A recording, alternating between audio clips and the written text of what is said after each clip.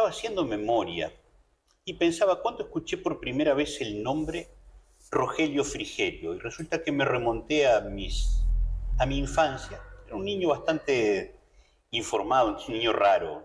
Y bueno, Rogelio Frigerio era candidato a presidente de la Nación por el MID, el Movimiento de Integración y Desarrollo. La elección que ganó Alfonsín en el 83 estaba Luder, Alzogaray, Allende, Ramos. Y estaba Rogelio Frigerio por el Movimiento de Integración y Desarrollo, por el MID. Era el abuelo, ¿no? ¿Se respiraba política en esa familia desde siempre?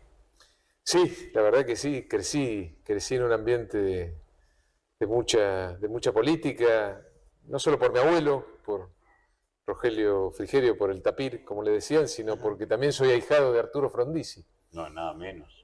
Así que Sabeta. fui testigo desde muy chico de esas charlas que tenían esos dos grandes amigos de toda la vida, pero también de otros personajes que iban a la casa de mi abuelo desde la década del 70, yo nací justo en el año 70, así que desde ahí en adelante respiré política toda mi vida.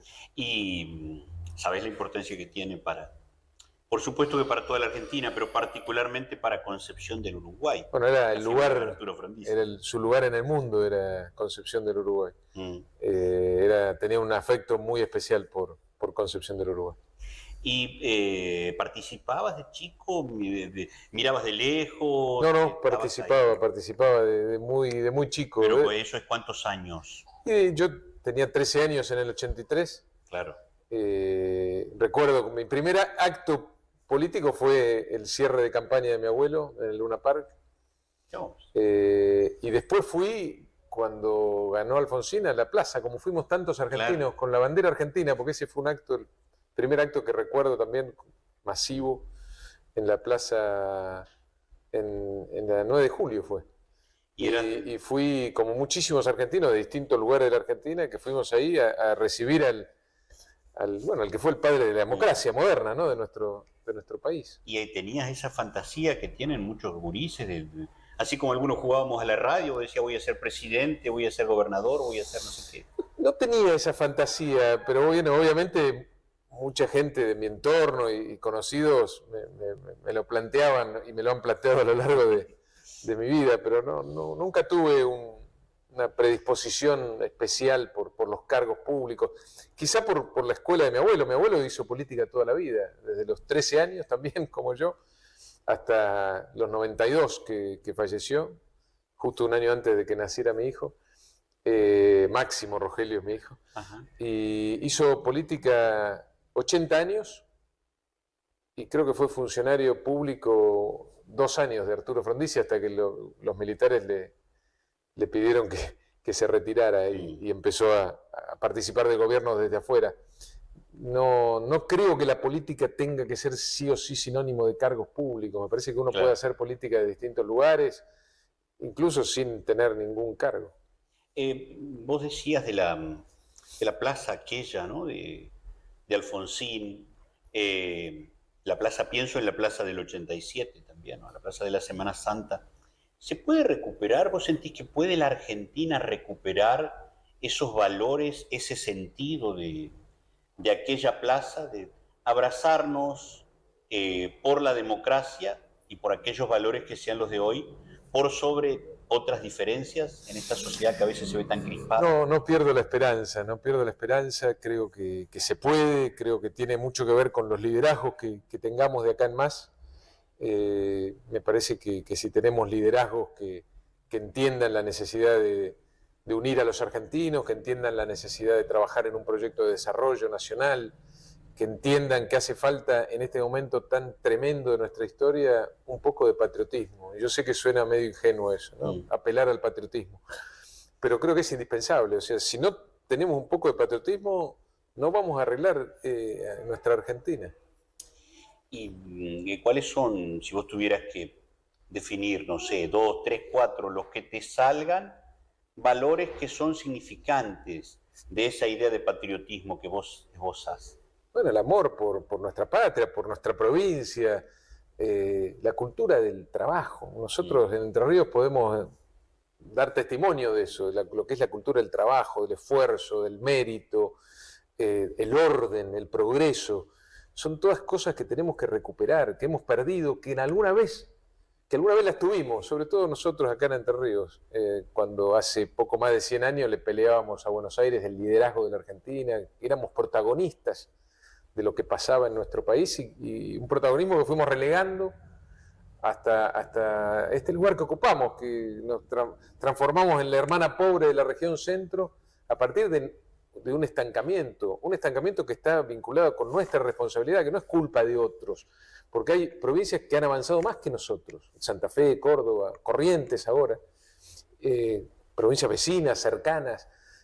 Tenemos que mirar para adentro, a ver qué hicimos mal, con mucha humildad, y empezar a corregir este camino. Si seguimos haciendo las mismas cosas, los resultados no van a ser distintos.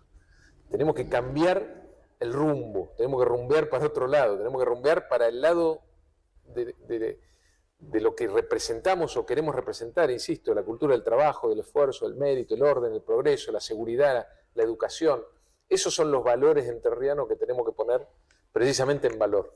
Y con ese panorama, digo, con esa descripción que vos haces, ¿cuál sería la razón, si es que esto es verdaderamente así o es solo una percepción, de que el actual gobernador goce de una imagen que parece ser positiva, que no sé si se traduce en intención de voto, también esa es otra historia y lo veremos, pero y tampoco sé hasta dónde es así, por eso te lo pregunto, o hacia una percepción? A ver, yo creo que tenemos que volver a soñar en grande, depende de cómo tengamos la vara, ¿no? Yo si tenemos la vara alta, si queremos volver a recuperar una provincia protagónica en la Argentina, si queremos achicar esa enorme diferencia entre lo que somos y lo que podemos ser, si queremos volver a brillar como alguna vez brillamos, tenemos que exigirle más a nuestros gobernantes, tenemos que exigirle más en cosas que son además responsabilidad prácticamente el 100% de los gobiernos provinciales, de los gobernadores. La educación, desde el jardín de infantes hasta terminar la secundaria, es una responsabilidad prácticamente exclusiva de un gobierno provincial. La salud pública, los caminos, las rutas provinciales, la seguridad, salvo los delitos federales, es toda responsabilidad de los gobiernos provinciales. Yo creo que tenemos que exigirle más a los gobernantes, que tenemos que soñar en grande, que tenemos que aspirar a más. Ese sentimiento del que yo trato de despertar en los entrerrianos. Creo que nos hemos venido conformando cada vez con menos, cada vez con más poco. Y si queremos volver a ocupar ese lugar de protagonismo, tenemos que volver a soñar en grande. ¿Y te sentís que se instala esa idea en la gente? Sí. ¿Cuál es la recepción y cuál es el mano a mano? ¿Qué sentís ahí? Lo siento, y eso es lo que me da fuerza. Recién antes veníamos hablando de que hace ya varios años que vengo recorriendo la provincia, cada rincón de la provincia, saludando y hablando y escuchando sobre todo a todos los entrerrianos y hasta ahora no me encontré con nadie que me haya dicho que se siente condenado a vivir de esta manera. Por supuesto hay tristeza, por supuesto hay angustia, por supuesto hay en algún momento desesperanza, pero nadie termina de bajar los brazos porque todos los entrerrianos estamos convencidos de que damos para más, de que tenemos un potencial enorme. Yo conozco todas las provincias de Argentina por mi trabajo claro, profesional como economista, por mi actividad en la política, por haber sido ministro del Interior no hace tanto tiempo. No hay ninguna provincia como la nuestra, no hay ninguna provincia que tenga el techo tan alto, no hay ninguna provincia que tenga tanta diferencia entre lo que es y lo que puede ser. Y yo creo que el pueblo entrerriano se está dando cuenta de eso. Y eso es lo que me motiva a mí. A veces me preguntan, ¿por qué no aspirás a un cargo nacional? Y yo digo, porque yo quiero transformar mi provincia y sé que tenemos desde nuestra provincia, con nuestros valores y nuestras herramientas, muchísimo para hacer, por cuestiones que hacen a la calidad de vida y a lo más sensible de la gente, la salud, la educación, la seguridad, la justicia, la obra pública.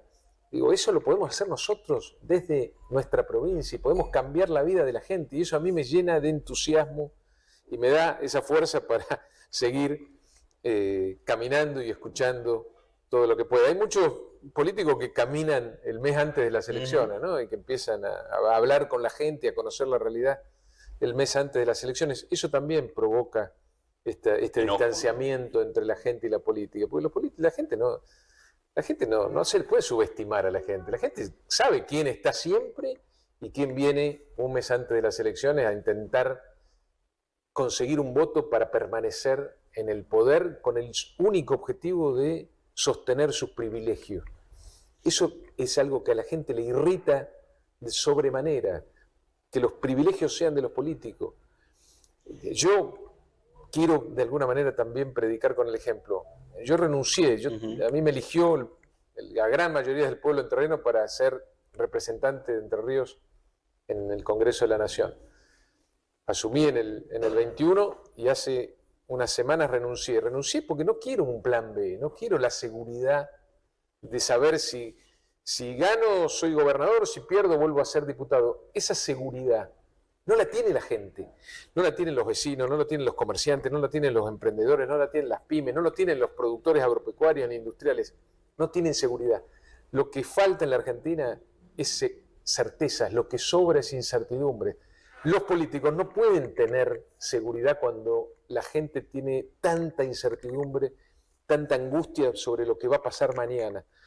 Y tenemos que enseñar con el ejemplo, o por lo menos tenemos que mostrar que queremos ser otra cosa, algo distinto de lo que la gente permanentemente critica y de alguna manera genera esta frustración de la gente con la política, este enojo de la gente con la política, un enojo fundado en hecho concreto. Los políticos hacen estas cosas, buscan su seguridad y sostener sus privilegios mientras la gente está cada vez peor. Los políticos hablan de otros políticos y no hablan de propuestas y de ideas. Los políticos no se hacen cargo y se la pasan todo el día echándole la culpa al otro, en vez de con humildad reconocer en qué se equivocaron para proponerle a la gente algo superador. Bueno, empecemos a cambiar si queremos reconciliarnos los políticos con la gente. Vos sabés que charlábamos antes de empezar aquí, que vos me decías hace 3 años que ando de recorrida de la provincia, y en esa idea, en esa línea te pregunto, ¿hay cosas o hay algo que te has impactado muy fuertemente para bien o para mal, o en vez de o y, en el sentido de decir, bueno, mirá qué bueno esto, qué impresionante, o qué increíble que esté pasando esto en nuestra provincia? Te digo, lo que más a mí me sensibiliza, además como padre, es el pedido recurrente, permanente, cuando me abren las puertas de los hogares de nuestra provincia: hace algo, Rogelio, para que nuestros hijos no se vayan. Ese es el pedido para mí más desgarrador, porque además involucra un montón de cosas que tenemos que hacer precisamente para que nuestros jóvenes sientan que acá hay un futuro. Primero, el trabajo, digamos. Los jóvenes se van porque no encuentran trabajo. No hay trabajo en la provincia y es el principal pedido de la gente. Que la política haga algo para generar condiciones para que haya inversión y trabajo en el sector privado, no en el sector público. Entre los emprendedores, las pymes, los comerciantes, los productores. Eso es lo que nos va a permitir salir adelante. Entre Ríos es una provincia en la cual el 50% del empleo formal lo da el Estado. Para darte una idea de cómo estamos, de lo mal que estamos, en Córdoba es la mitad. En Santa Fe es el 30 y pico % y nosotros el 50%. Por eso nos transformamos en la hermana pobre de la región centro, porque creímos, o algunos creyeron, que el Estado era el que generaba riqueza, que el Estado era el que generaba empleo. Y se equivocaron feo. Entonces tenemos que volver a esta idea de priorizar el trabajo. Y lo que me impresionó para bien es eso, es que todos te piden trabajo. Nadie te pide dádiva, nadie te pide planes, todos te piden trabajo. Hay una cultura del trabajo entrerriano que estos políticos no han podido destruir y de lo que nos tenemos que agarrar para volver a soñar en grande. ¿Y cómo te significó la experiencia del pase por el Ministerio del Interior? Y no hablo de raconto de gestión, de lo que se hizo, si no se hizo, sino desde el punto de vista humano, cómo te impactó familiarmente, no sé. Yo tengo un hermano que está hoy en el gobierno y a veces leo cosas y digo, pobre gaucho, porque tampoco es así todo lo que se dice de él, o aún teniendo una lapicera que puede implicar una decisión, no todo puede resolver una persona. ¿Cómo lo viviste vos?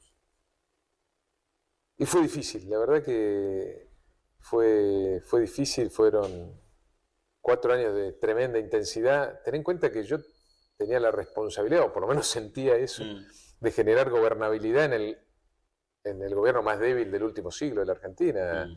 El gobierno de Cambiemos tenía 1/3 de los diputados, 1/5 de los senadores, solamente 1 de cada 5 senadores era de nuestro espacio. Tenía 4 gobernadores, tenía, no sé, pocos intendentes. Éramos un gobierno muy débil y el antecedente nefasto de que nunca los gobiernos que no eran peronistas terminaban su mandato. Entonces, la verdad que construir esa gobernabilidad me llevó tremendo esfuerzo, tremendo esfuerzo. Pero es un tipo de mucho diálogo. Vos te reconocía siempre el diálogo con todos los... Sí, a veces de adentro, a veces adentro era más difícil. Algunos no me lo reconocían, pero claro. La verdad que yo, a pesar de que sé que para muchos el gobierno de Cambiemos fue frustrante, ¿no? Porque no cumplimos con algunas de las cosas que la gente entendía que podíamos resolver, ¿no? La inflación, la incapacidad de crecer de manera sostenida en el tiempo. Pero bueno, también sé que en algunas otras cosas pudimos hacer cambios, ¿no? Fuimos, no tengo dudas, el gobierno más federal de la historia de la Argentina, pero no por el verso, porque le dimos a las provincias autonomía. Eso hace al federalismo. Que las provincias no tengan que ir todo el día a mendigar a la Casa Rosada lo que les corresponde por derecho. Le devolvimos muchísimos recursos que hacen al federalismo en serio. Logré, y eso tenía mucho que ver con mi cartera también, porque también era ministro de Obras Públicas, logramos desterrar esa asociación que había entre obra pública y corrupción. Vos bien sabés que los bolsos de López revoleando millones de dólares, ametralladoras, era esos que contaban los dólares en la Rosadita, todas esas imágenes de la corrupción obscena vinculada con la obra pública, la logramos desterrar, la logramos cambiar.